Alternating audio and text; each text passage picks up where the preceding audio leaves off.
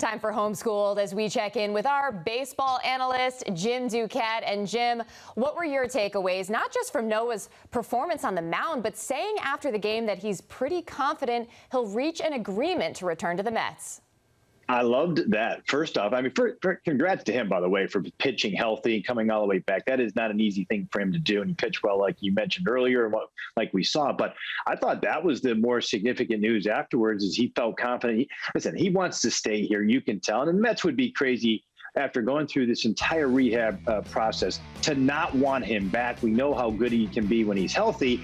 And so I thought he was kind of showing his cards a little bit. His agent may not have liked it, but there's a pathway here to do a deal for the Mets. I don't even think you have to offer him a qualifying offer at over $18 million or whatever it turns out to be this year. I think you can give him a reasonable base, somewhere in the $5 or $6 or $7 million, and give him performance bonuses or incentives if he stays healthy for innings pitched and game starts and all. There's creative ways to do this and to keep him in a Mets uniform next year.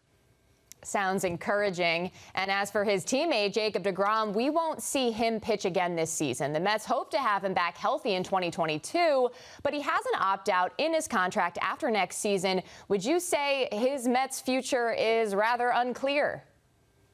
Yeah, I would say so, Maria. I mean, there's a lot of uncertainty. There's no question on that. Certainly with the health. I would have liked to have seen him just pitch, even if it was an inning, like we saw with Syndergaard. Mets decided that was not the best route to go.